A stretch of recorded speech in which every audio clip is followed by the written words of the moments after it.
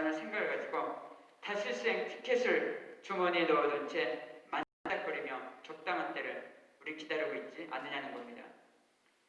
자, 살면서 이 모양 저 모양으로 우리는 하나님을 등지고 교회를 등질 때가 있습니다. 그러나 여러분, 너무 오랜 시간 등을 쥐고 살지 마시길 바랍니다. 내 마음에, 내 기분에 느껴지지 않고 와닿지 않는다 할지라도, 또 아무리 기분이 언짢고 또 힘들고 그렇다 할지라도 그 이유 때문에 하나님을 그리고 교회를 너무 쉽게 등지지 말라는 겁니다. 그것이 습관이 될 수 있기 때문에 그렇습니다. 자, 여러분, 북극이 왜 북극이 되고 남극이 왜 남극이 되는지 아십니까? 왜 얼음 덩어리로 가득 찬 곳이 되겠습니까? 이유는 하나입니다. 태양과 등진 채 태양과 멀어져 있기 때문이라는 겁니다. 하나님과 멀어질수록 그 속에 늘어나는 것은 차디찬 얼음 덩어리뿐이라는 겁니다. 아무리 힘들고 어려워도 하나님과 너무 먼 거리에서 서성거리고 방황하지 말라는 겁니다. 요나는 그 당시 이스라엘에서 제일 멀리 떨어져 있는 장소로 다시스를 생각했고 거기는 확실히 하나님의 힘이 미치지 않은 곳이라 여겼을 겁니다. 또한 물질 문명이 최고조에 달해 부의 상징으로 밀려졌던 그곳에서 요나는 자신의 삶을 새롭게 시작하려고 하지 않았을까 하는 생각을 해볼 수 있습니다. 그래, 이제는 힘들고 어렵다, 다시 시작해보자. 그는 하나님의 부르심이군 뭐든 다 팽개치고 그는 떠나고 싶어 했을 겁니다. 믿음의 선진이라고 하는 아브라함도 그런 때가 있었습니다. 기근을 만난 아브라함, 약속의 땅을 떠납니다. 하나님의 관심은 약속의 땅에 있습니다. 그런데 아브라함, 약속의 땅을 떠납니다. 그리고 풍요와 배부름을 위해 애굽으로 떠납니다. 잠시 그곳에 머물겠다는 것이 아니라 아예 애굽에서 살겠다고 그렇게 떠났다는 겁니다. 뭔가 자신의 삶을 새롭게 시작을 해보겠다는 겁니다. 그런데 성경은 이러한 아브라함의 행보를 가리켜 뭐라고 표현하고 있냐면 내려갔다 이렇게 표현하고 있습니다. 신앙의 퇴보를 말하고 있는 겁니다. 지금 요나가 마찬가지입니다. 자신의 생명까지도 버려야 할지 모른다는 막중한 임무를 벗어버리고 가장 멀리 떨어져 있는 다시스로 도망치고자 했던 요나는 오로지 자신의 자유만 생각했을 겁니다. 요나는 자신이 이스라엘을 떠나 세상 끝쪽으로 가서 묻혀버린다면 하나님도 이제 나를 포기하겠지? 이런 생각을 가지고 있었을 수도 있습니다. 그런데 요나가 다시스를 선택한 것은 그것뿐이 아니었습니다. 자, 요나는 다시스가 있는 지역 그쪽은 이스라엘 서해안과 인접한 베니게의 주 항구였습니다. 수많은 사람들, 수많은 배가 오고 가면서 다시스에 대해 많이 이야기를 했을 겁니다. 거기에 있는 그러한 화려함, 또 흥청망청된 다시스의 모습, 또 별천지의 감미로운 소문들, 그는 다시스에 대해 많이 이야기를 들었을 겁니다. 더욱이 베니게의 화물선들이 이스라엘의 옆방 항으로 내려왔으므로 요나는 평소에 다시스에 대해 많은 소식들을 들을 수 있었을 겁니다. 요나는 즉흥적으로 다시스로 결정한 것은 아니었습니다.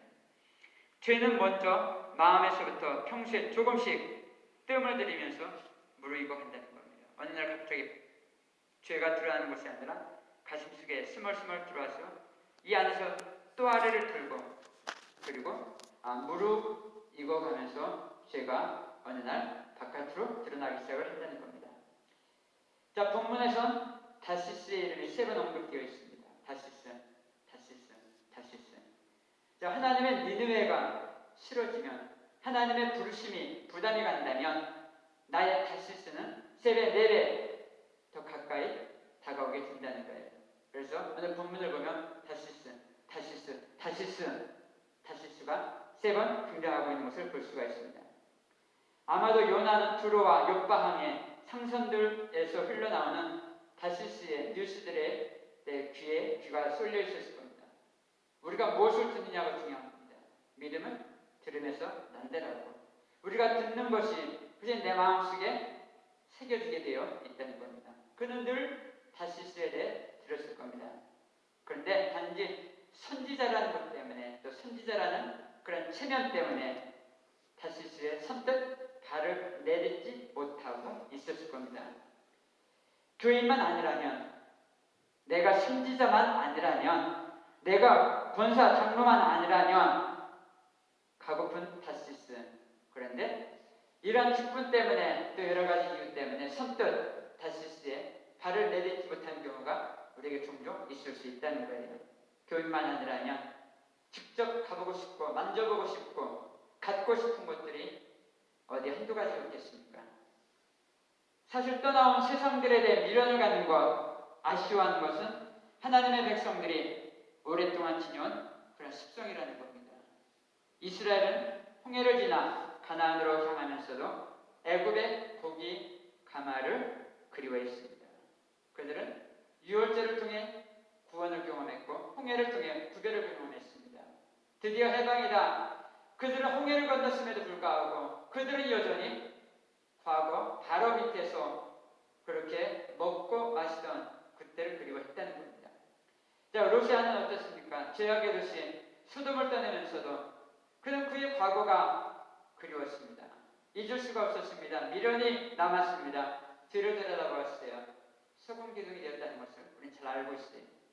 야고보는 말합니다. 누구든지 세상과 벗이되고자 하는 자는 스스로 하나님과 원수가 된다라고 야고보서는 우리에게 말씀을 해주고 있습니다. 그래요? 요나도 만약 그 마음속에 다시스가 없었다면 오랫동안 가슴속에 묻어둔 그리고 오랫동안 들어왔던 그 다시스가 없었다면 불순종을 위해 길을 떠났더라도 그는 다시 돌아왔을 겁니다. 우리가 여기서 반드시 해야 할 일이 있습니다. 내 마음의 다시스가 지금은 별 영향가가 없어 보이더라도 내 마음속에 내 마음속에 다시스가 별 영향력이 없어 보이더라도 잘라내고 없애버려야 한다는 겁니다.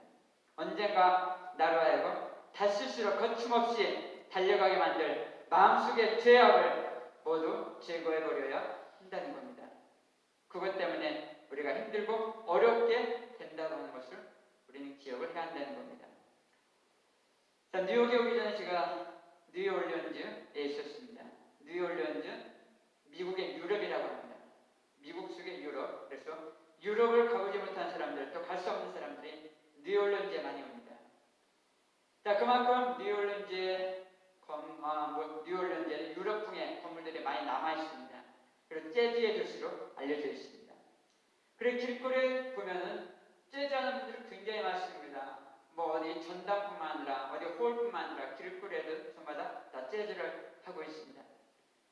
뉴올리언즈에 마디그라라고 하는 그런 축제가 있어요. 마디 화요일을 뜻하고 팻 통통한 이런 의미를 가지고 있습니다. 팻 튜즈데이 이런 의미를 가지고 있어요.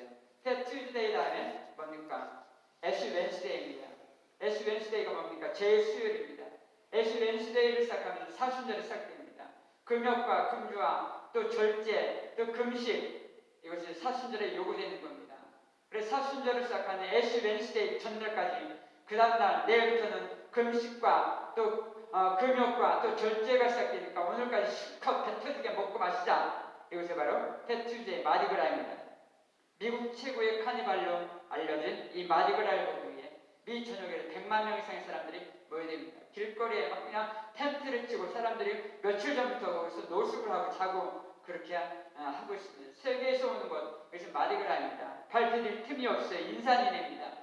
물론 가족들끼리 궁금해서 호기심에 나오는 경우가 있지만 마디그라, 새 남자의 여행이라는 영화에서처럼 새 남자들처럼 화려한 일탈을 꿈꾸며 나오는 사람들이 많이 있다는 거예요. 그때가 언제입니까? 사순절입니다. 태어나면서부터 시작된 예수님의 예루살렘 행진은 지금도 계속되고 있는데 십자가에 달릴 줄 알면서도 그렇게 죽을 줄 알면서도 예수님은 예루살렘을 향해 걷고 또 걷고 있는데 세상은 좀 더 즐겨보자고 입을 해 벌리고 가슴을 쫙 벌리고 펄에 대해 편하고 있습니다. 그야말로 육신이 무기가 되고 거룩은 땅바닥에 떨어지고 세상은 재미있고 하나님은 부담스럽고 입니다. 삼손이 그랬습니다. 삼손은 나시린입니다. 나시린이 무엇입니까? 구별된 자라는 겁니다. 하나님은 구별을 중요하게 여기십니다. 말씀 관통이라는 책을 보면 창세기를 분리의 책이다 이렇게 얘기를 하고 있어요. 자, 우리는 금요 파티를 통해 창세기를 공부하면서 창조 첫째 날, 둘째 날, 셋째 날에 이루어진 거룩한 분리를 보았습니다. 첫째 날, 낮과 밤의 분리가 있었습니다. 빛과 어둠의 분리가 있었습니다. 둘째 날, 궁창 위와 궁창 아래의 분리가 있었습니다. 셋째 날, 물과 육지의 분리가 있었습니다. 거룩한 분리. 하나님께서 나누신 것을 섞여서는 안 됩니다. 섞이는 것은 재앙입니다. 빛과 어둠이 섞였습니다. 빛과 어둠이 섞인 것, 출애굽 때 애굽에게 내린 10가지 재앙 중에 9번째 재앙, 흑암 재앙이 바로 이 섞임이었습니다. 궁창 위의 물과 궁창 아래의 물이 섞였습니다. 물과 그리고 육지의 것이 섞였습니다. 노아의 홍수 사건입니다. 섞이는 것은 재앙입니다. 우리는 세상과 구별된 존재로 살아야 됩니다. 섞여서는 안 된다는 거예요. 이렇게 하나님은 구별을 중요하게 생각했습니다. 우리가 다음 주 금요일엔 족보를 공부합니다. 족보. 자, 아담 자손의 계보는 분리의 역사입니다. 왜 분리해야 되는가? 레위기 11장. 나는 너희 하나님이고 되려고 너희를 애굽 땅에서 인도하여 낸 여호와라. 내가 거룩하니 너도 거룩하라. 말씀을 하셨어요. 베드로전서 1장 15절. 오직 너희를 부르신 거룩한 자처럼 너희도 모든 행실에 거룩한 자가 되라. 거룩을 요구하십니다. 요한계시록 21장. 또 내가 보매 거룩한 성 새 예루살렘이 하나님께로부터 하늘에서 내려오니, 하나님은 거룩한 분이시기 때문에 우리가 들어갈 새 예루살렘도 거룩한 도성입니다. 하나님께서는 성도를 거룩하게 만들기 위해 계속 분리를 시키는 겁니다. 아담 이후의 족보도 가인 계열과 셋 계열로 분리가 되고 있는 것을 볼 수가 있습니다. 하나님은 분리를 원하시고 구별을 원하신다는 겁니다. 삼손은 나시린으로 구별된 삶, 분리된 삶을 살아야 했습니다. 그런데 삼손은 매번 유혹이 올 때마다 넘어졌습니다. 사사기 16장 1절을 보면 삼손이 가사에 가서 이런 말이 나옵니다. 가사란 가자지구, 오늘 팔레스타인 지역입니다. 자, 블레셋 지경입니다. 여자를 만나기 위해 멀리 떨어진 가사라는 곳까지 갔다는 거예요. 죄를 지으러 가는 길은 멀어도 멀게 느껴지지 않는다는 겁니다. 반면 십자가의 길은 바로 옆에 있어도 멀게만 느껴집니다. 순종의 길, 희생의 길, 멀게 느껴집니다. 죄의 유혹이 그렇다는 겁니다. 순례하는 마음으로 간다는 겁니다. 자, 라스베가스 가신 분들이 가셨던 분들이 계실지 모르겠지만, 라스베가스가 처음 만들어질 때 사람들은 설왕설래했습니다. 설마 누가 거기까지 가랴? 그런데 라스베가스 세계에서 몰려오더라는 겁니다. 왜? 죄를 지으려 가는 길은 멀고 험해도 된다는 것. 이것이 죄의 속성이라는 거예요. 자, 라스베가스는 사막 한가운데 세워진 도시였습니다. 이 도시에서는 끊임없이 많은 사람들이 몰려들고 있습니다. 거기에 도박이 있어요. 섹스가 있어요. 향락이 있기 때문입니다. 유혹이 있으면 사막 끝이라도 찾아갑니다. 이게 죄의 속성입니다. 순례하는 마음으로 간다는 거예요. 삼손의 마지막에 어떻게 끝나는가요? 삼손에게 세 여자가 있었습니다. 딥나의 여인, 가사의 기생, 그리고 소렉의 드릴라. 근데 앞에 보면 첫 번째, 두 번째 여자 이름은 없어요. 세 번째 소렉의 드릴라라는 이름이 있어요.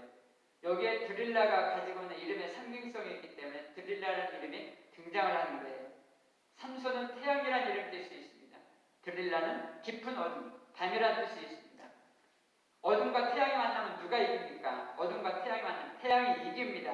캄캄한 어둠 속에 희미한 촛불이라도 있으면 어둠은 물러가고 희미하게라도 빛이 비추게 됩니다. 그런데 지금 상황이 어떻습니까?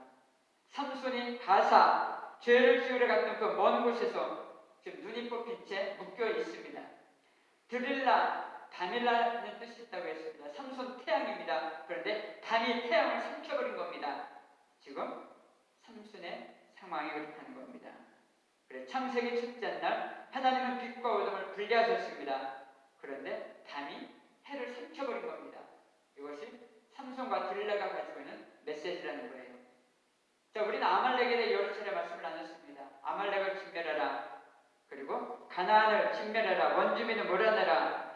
그런데 여호수아서를 보면 가사와 가드와 아스돗에만 약간 남았더라. 뭐 별거 아닌데 그 정도 괜찮아. 별거 아니라서 남겨졌던 그 가사와 가드와 아스돗에서 이스라엘이 위기에 처할 만큼 이스라엘을 무너뜨리는 어마어마한 원수가 되어 이스라엘을 공격하는 자로 우리가 등장하고 있는 것을 우리는 보았습니다. 자, 옛날에 문방구 앞에 두더지 패기 게임이 있었어요. 조교일 때는 해보셨습니까? 두더지 패는 거? 예, 선생님 해보셨어요? 예. 어떤 누구를 패는 생각을 해보셨습니까? 뭐 그런 생각을 안 하셨겠지만 여러분들 어쨌든 재미로 두더지 패는 것 다 해보셨을 겁니다. 두더지는 올라올 때 패야 됩니다. 두더지는 패야 하면 그래야 점수가 이깁니다. 죄도 마찬가지입니다. 불쑥불쑥 튀어나오는 두더지 같은 죄는 올라올 때마다 두들겨 패고 잠재워야 한다는 겁니다. 죄는 아름답습니다. 사단은 아름다운 그러한 모습으로 우리를 유혹하고 그리고 우리를 무너뜨린다는 겁니다. 그리고 죄에는 힘이 있어요. 자, 우리를 저항하지 못하게 하면서 끌고 가는 힘이 있다는 겁니다. 로마서 7장을 보면 사도 바울이 이런 얘기를 합니다. 나의 행하는 것을 내가 알지 못하나니 곧 원하는 이것은 행하지 아니하고 도리어 미워하는 그것을 함이라. 시편 90편은 말씀합니다. 인생은 아침에 피었다가 저녁에 지는 들꽃과 같다. 아주 짧은데 근데 그 짧은 인생 내내 내가 죄만 짓더라는 겁니다. 치명적인 세상의 매력을 거절할 실력이 우리에게 없다는 것, 아니 한치의 망설임도 없이 죄가 앞에 놓였을 때 널름 그 죄를 우리가 잡아먹더라는 겁니다. 말씀을 정리하겠습니다. 요나가 지금 다시스로 갑니다. 뉴욕으로 가라했더니 라스베가스로 가는 꼴과 마찬가지입니다. 죄 짓는 길은 멀어도 간다더니 저 동쪽 니느웨로 가라고 했더니 정반대 다시스로 향하고 있습니다. 비싼 배싹을 들여서라도 굳이 다시스로 가겠다는 거예요. 하나님의 부르심이 부담스럽다는 거예요. 하나님의 부르심이 못마땅하다는 거예요. 하나님을 섬긴다는 것이 너무 힘들다는 거예요. 그런데 신앙은 선택할 권리마저 포기하는 겁니다. 예수님의 어머니 마리아가 그랬습니다. 남자를 알지 못하는 여인이 다른 사람의 아이를 가졌을 때 죽을 수도 있다는 것을 알면서도 그리고 사랑하는 사람으로부터 파혼당하고 버림받을 수 있다는 것을 알면서도 마리아는 순종했습니다. 하나님의 뜻이기에 마리아는 순종했습니다. 그런데 요나는 하나님의 부르심 앞에 가고 안 가고는 자기가 선택을 하겠다는 겁니다. 그리고 덥석 물은 것이 다시스였습니다.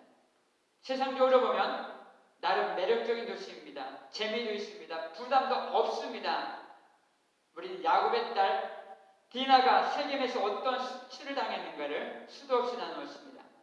베델로 가야 하는데 야곱은 베델이 아니라 세겜으로 갔습니다. 베델은 하나님의 집이라는 뜻을 가지고 있어요. 하나님의 집으로 간다고 하는 게 3000% 빠진 겁니다. 부함직스럽고 먹음직스럽고 뭔가 지혜롭게 할 만큼 탐스러운 것이 있는 것을 보고 거기 넘어간 겁니다. 하나님의 집으로 가야 되는데 그러나 엉뚱한 길로 갔습니다. 죄 짓는 길은 멀어도 간다고. 그래서 죄의 속성이라는 겁니다. 끄는 힘이 있어요. 잡아당기는 힘이 있어요. 죄는 거절해야 됩니다. 두더지 잡듯 불쑥불쑥 튀어오르는 죄는 두들겨 패야 합니다. 인간은 하나님의 말씀을 따라 하나님과 동행하며 살 때에 가장 행복한 삶을 살도록 지어져 있습니다. 그렇게 주님의 부르심 앞에 순종하며 하나님과 동행하시는 저와 여러분들 되시기를 주님의 이름으로 축복합니다. 아멘. 자, 우리 다 같이 일어나셔서 찬송가 400